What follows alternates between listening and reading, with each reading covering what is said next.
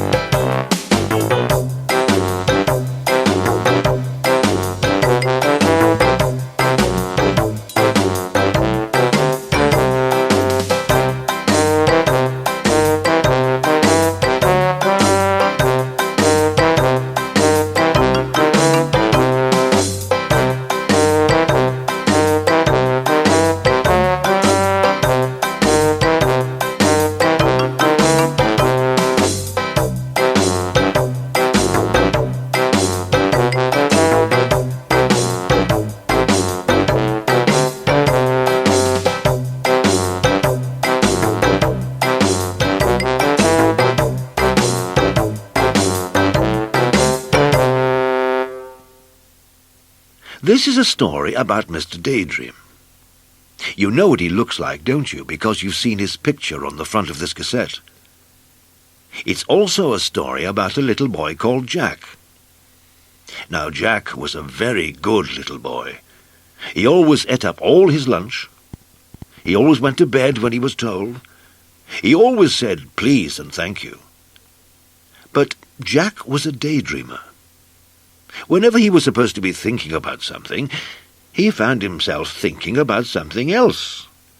Daydreaming. One day, Jack was at school. He was sitting at his desk, listening to the teacher talking about history. It was a very warm day, and Jack was glad he was sitting at the back of the classroom next to the open window. Suddenly, out of the corner of his eye, Jack saw something outside the window on the grass in front of the school. Something blue. It was a small, cloud-shaped figure. Jack couldn't believe his eyes. The figure looked at Jack looking at him, smiled and waved. Jack looked at his teacher, who was still talking. Then he got up, quietly, ever so quietly, and slipped out of the open window. He crossed the grass to the strange-looking cloud-shaped figure. "Hello," he said. "How are you?"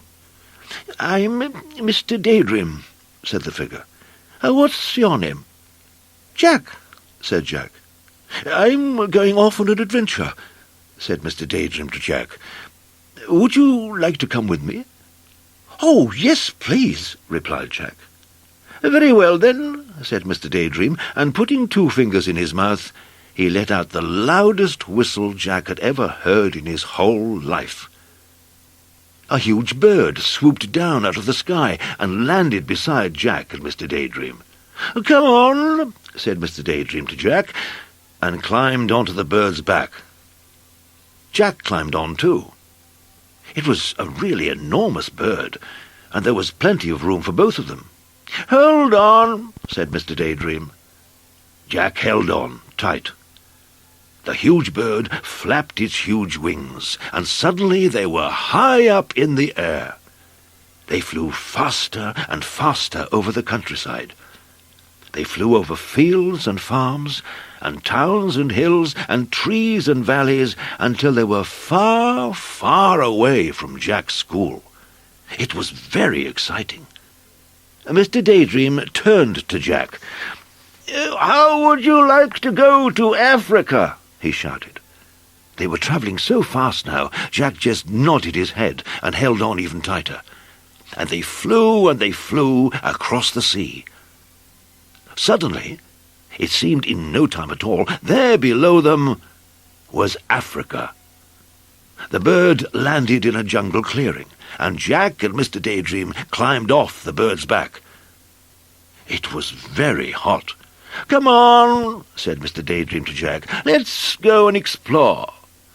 So off they set, pushing their way through the jungle.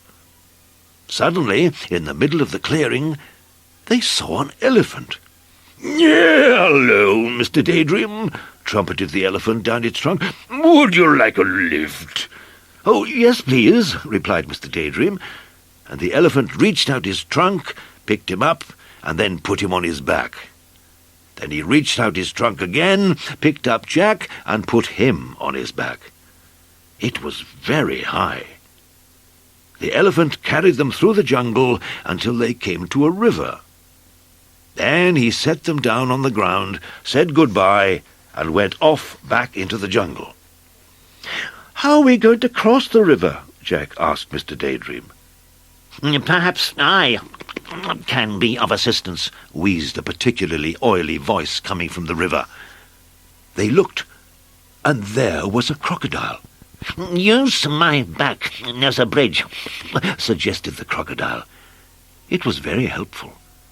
They were halfway across the river on the crocodile's back when the crocodile grinned, a rather nasty grin, all teeth and no smile.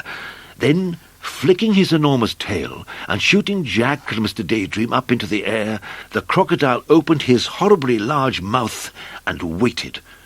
It was very frightening. "Oh, dear!" gasped Jack as he looked down at that enormous mouthful of teeth. "Oh, dear! Oh, help!" Mr. Daydream, upside down beside him, put 2 fingers in his mouth and let out that very large whistle of his.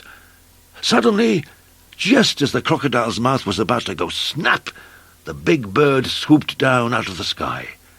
Mr. Daydream and Jack landed right on the bird's back. "Phew," said Jack. "Bother," said the crocodile. "Well, I promised you an adventure, didn't I?" grinned Mr. Daydream. "You certainly did," said Jack. "And now," said Mr. Daydream, "I think we will go to Australia." And they did. And Jack learned to throw a boomerang so that it always came back to him. "And now," said Mr. Daydream, "I think we will go to the North Pole." And they did. And Mr. Daydream fell right up to his middle in a snowdrift. "And now," said Mr. Daydream, "I think we will go to the Wild West." And they did. And Mr. Daydream found a huge 10-gallon cowboy hat. The trouble was, when he put it on, he couldn't see out. "Jack!" he called from underneath the hat. "Jack! Jack!" Suddenly, Jack realized that it wasn't Mr. Daydream saying his name, it was his teacher. And Jack wasn't in the Wild West. He was sitting at his school desk. "Jack," said the teacher again, "you've been daydreaming." It was true. He had. But you know something? Daydreaming is more fun than history.